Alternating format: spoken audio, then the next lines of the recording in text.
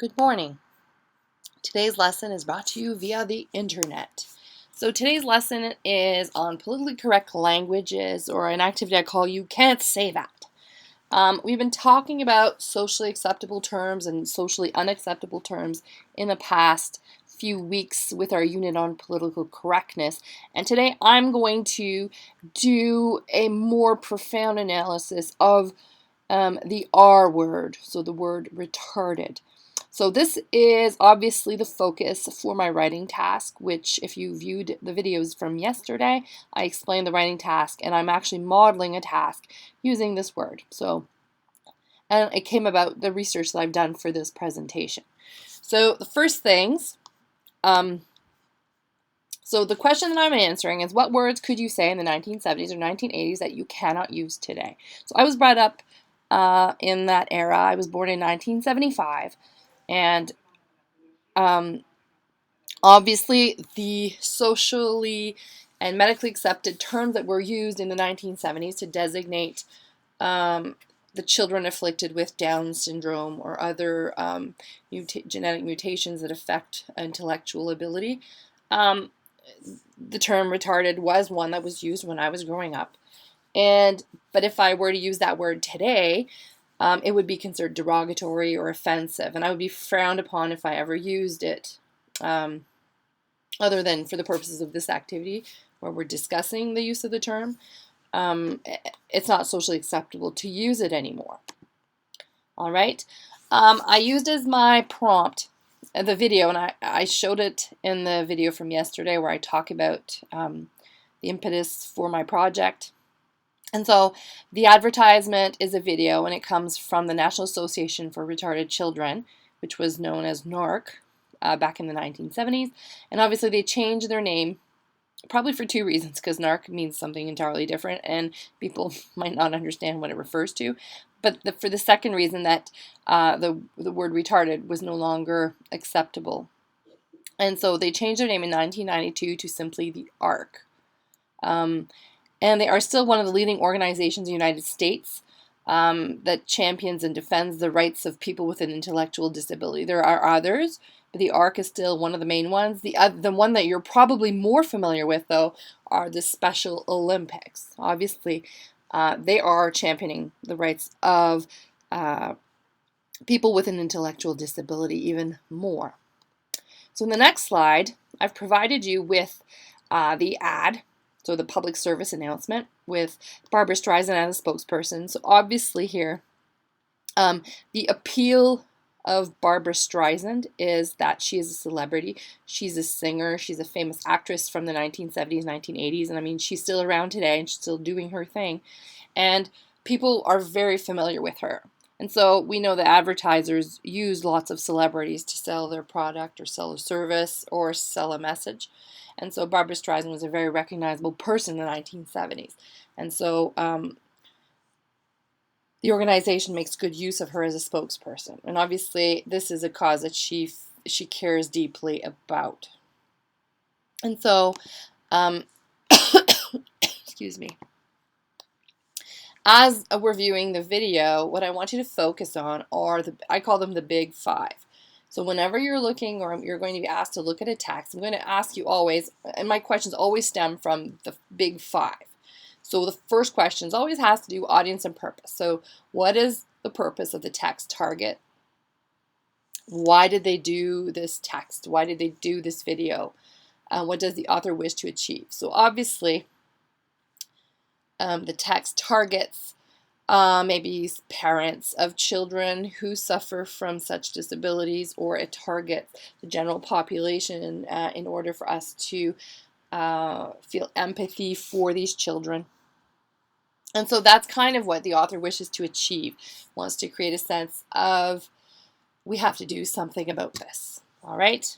If you've ever watched World Vision advertising campaigns, or the ones from the SPCA where animals are suffering in cages, it's kind of the same sentiment. All right. The second aspect, the second of the big five, is content theme. So what is literally happening in the text? Was it about the main ideas of the text? So in the ad, You see, obviously, Barbara Streisand appears first, and there's the music, one of her most famous songs playing in the background, People Who Need People. They're the luckiest people in the world.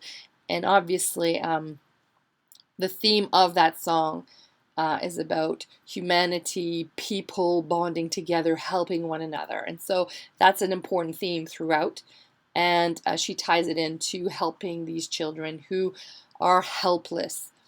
And so those are the main ideas of the text and the theme. Now when I go to the next three, the third component of the big five, here's where we explore the tone and the mood. So how does the text make you and or the target audience feel, and describe the atmosphere of the text. So here, because we're dealing with a visual ad, and we have sound, we have image, it adds to the power of the words.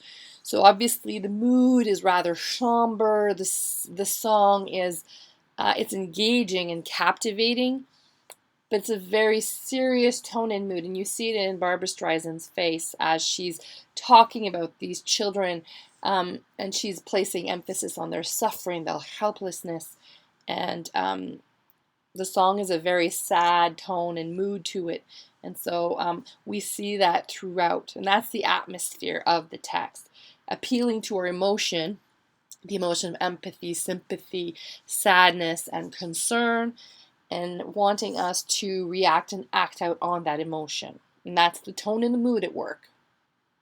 Now for stylistic devices, this is a bit more difficult maybe for some students to identify. And we're going to be working on this for this semester. How does the author use language to convey a sentiment or a message? What kinds of linguistic tools does he or she employ? So here you'll notice when you watch Barbara Streisand, and here I'll show you a clip. People. So there's that music playing, the song. Need people. Oh, the luckiest people in the world. That was a lucky song for me, but it made me think. What about people who aren't so lucky? Like the thousands and thousands of children who are born each year mentally retarded. So notice here she says like the thousands and thousands. She uses repetition for emphasis. She also starts off by talking about herself and then jumping into the subject. So she's very direct. She gets us into a discussion. It's almost like we're dialoguing with her as she's talking to us from a personal perspective, and that's really interesting. They're often quite helpless, but with help, wonderful things can happen. Like a little retarded boy putting on his own hat and coat for the first time, all by himself. Or maybe a teenager will learn how to work at a job and feel useful, needed, self-supporting. Notice here the use of adjectives, very powerful. All right? They will be useful, productive citizens. They will no longer be helpless. So we're going from a transition from being a burden to being useful and full citizens. And she uses precise vocabulary to do that. The other thing that's interesting is that if you noticed, as she's talking about the children, you see the images of the children appear on the screen. So a great use of juxtaposition in order to convey her message. And so that's the power here because we're dealing with a video ad, right? The retarded are people who need people. They can be helped. Won't you support the work of your local unit of the National Association for Retarded Children? Thank you. So very, very direct, and she thanks us at the end. And these are powerful linguistic tools, and there's a lot of body language at work here. You have the head tilt, which shows compassion, which shows openness, which shows a concern. And so it's an interesting ad, and those are some of the stylistic devices that we'd notice. All right. For structure, how is a text organized, and what kinds of structural elements of a particular text type do you see? So we're dealing here with a video text, but obviously there's a script behind it, so we can look at the wording. I mean, there's an introduction with the song that engages the audience. and people are familiar with that song, and so they'll hear it on TV. They might run to the television to see, because Barbara Streisand was very, very popular, and she has super fans, and so they would gravitate towards maybe listening to what would follow because they're engaged. And then there's the information that is delivered about what the organization can do for these children. And then at the very end, you have the logo up here as she's talking about and making her appeal and thanking us at the very end. So there is a structure to the text. It's very organized. It's very succinct. It's very short because it is an ad. It's like a minute long. If you look at, it's very, very short. So that's also part of being a public service announcement, to captivate the audience very quickly. There's also another component to the campaign advertisement that I just wanted to share with you. You have the link here. You can consult it if you're interested in seeing more about the campaign. And there's some of the things that are on this page that are quite striking. So the motto here, if you look, the retarded children can be helped. And so they can improve on their condition. And that's what NARC fought for. And they wanted to deinstitutionalize and normalize mentally retarded children, because prior to the 1970s, these children would have been sent away. Parents would have been too embarrassed, or doctors would require parents to give up their children, and they were sent away into asylums, essentially, and institutionalized for the remainder of their livelihoods, because they were seen as not being capable of doing much of anything useful. And so in the 1970s, the medical professionals were aiming to deinstitutionalize these children and educate them in a way that could make them useful citizens, and NARC was part of that movement. And so Barbara Streisand is part of that new campaign. And so, I mean, you may be offended by the use of the word retarded here in the context, but what you have to understand is this was a step forward, because what this campaign is trying to do is to make people more aware and more accepting of these children in the mainstream society. All right, so I just want to make sure that you understood that. And so you see some campaigns and some advertisements. She made a record and invited other guests. So, other individual celebrities were involved in this campaign. And so some of the things that I see, so 6 million of our friends are asking for your help. So the amount of people who need help. And so you see that repeated throughout, which is kind of interesting from a modern perspective. They had a retarded children's month. Anyway, they had a retarded children drive. So those are some of the ads. All right. So I just wanted to have you have a quick peek at those. So obviously here, when we're discussing the social acceptance of word, we have some larger questions about language. So our initial emotional reaction when we hear the word, obviously, and that's what triggered me to choose this topic. And why do we react so emotionally? And it's because we have a different understanding of the social context, and the historical context has changed. And so if you notice, questions number 2 and 3 I've already kind of answered while I was explaining. So how does the historical context influence the production of these texts, and why? Obviously, someone who would be preparing an advertising campaign today would not take the same approach. All right, and you'll notice further on in my Google slide presentation, I have some modern day campaigns in support of these same children, but with a totally different approach. And that's because of the social context has changed. All right. And so the historical context will always affect our understanding of texts. And it's always important for us to understand that. It's like if you were studying To Kill a Mockingbird and you did not understand segregation or the Jim Crow laws, you wouldn't get the same reactions out of the book, or you wouldn't get the same understanding. And so we have to be aware of that. All right? And obviously, an audience might react much differently to these campaigns. I'm sure that some of you are like, oh my gosh, I would never say that, or the way that the children are depicted is not one that we would do today. So these are the questions I was answering. I was going through the big five. All right, so the audience, we talked about the purpose, what stylistic techniques are used, and what is the effect on the audience of the use of those. What structural techniques does a creator use to achieve his or her purpose, and what is the effect? We discussed all that. And so the next step is which text is the most effective and why. So if I'm comparing this to another video campaign, which one is more powerful and why? And so I'll have you do this exercise a little bit later on. All right, but first things first. So here's your first activity for today. So watch the two following videos, and they both deal with the existing social context. So they're set in a modern context, which means like 2013 on. 2000, I believe the first video was made in 2011 or so. And I want you to answer the same questions that I just done about the two videos.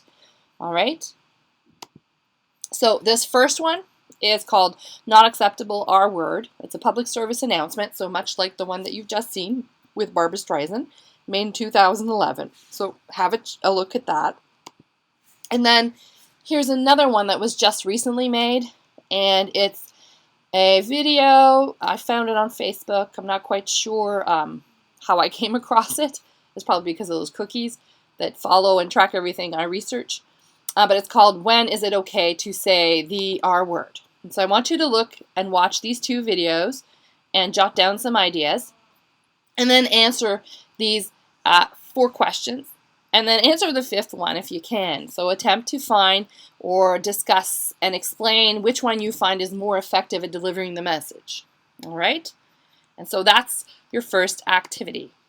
And then you can move on to activity number 2, which is an exploration activity, just to get you more familiar. So this is kind of the approach that you would take if you were doing a similar research for your writing task. You would try and gather evidence from various sources. And so you notice I have some videos. I have here some newspaper articles. I have, this is a medical document on the renaming of mentally retarded to intellectual disability. So that's what they call them today. So why that change? It's explained in the document. And then once you've done that, here are some of the things, the conclusions I want you thinking about. All right? These 3 questions.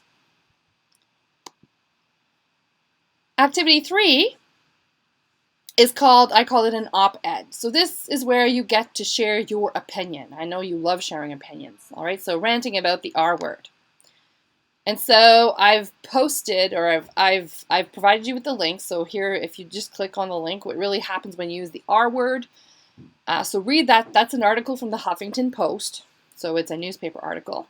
And so read that article, and then read an opinion editorial from the Washington Post called The Case Against Banning the Word Retard. So here, there are 2 opposite views on the same use of the word. All right? And then I want you, based on what you've read in those 2 articles, react to the following statement. This House believes the word retarded should be banned. The House here meaning the House of Representatives, so or Parliament, or this home. I mean, you can take the debate from a variety of levels. And I want you to choose one side of the debate. On which side do you feel that, you place yourself? If you're, do you agree? I agree that the use of the word should be banned. Or are you one of those people who thinks, wow, what's the big deal?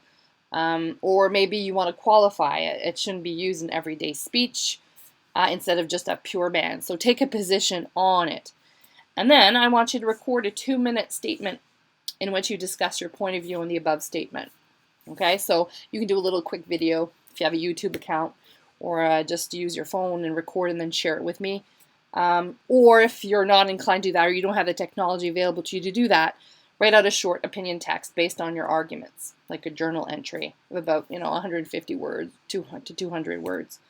Mention your claims arguments. So obviously support based on everything you've read and you've watched in my presentation thus far, and support with details from the 2 articles. What really happens when you use the R word in the case against banning the word retard, and everything else that you've assimilated so far, and then come up with your final round. I'm really interested in hearing what you have to say. All right. I've also placed at the end of the presentation a few other examples I've come across. I talked about Madeline Stewart yesterday.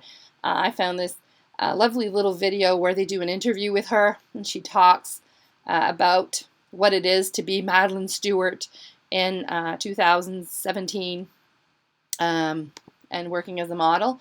And then I wanted to share this story. This is an actor, Chris Burke. I grew up watching this television program when I was a teenager, and I remember loving this program because it was one of the first times where you had someone with Down syndrome who was playing a role on a television program, and it was amazing to me to see Chris do his thing and have such a celebrity status, and because it was very unconventional for the time. And so he's like a trendsetter, and he's one of a kind. So I want you to just check out what he has to say about his career. So so you have 3 activities to complete, and I'm looking forward to seeing what you have to say. And I hope that you're enjoying your snow day otherwise. So I'll speak to you later, hopefully in the real world tomorrow in class.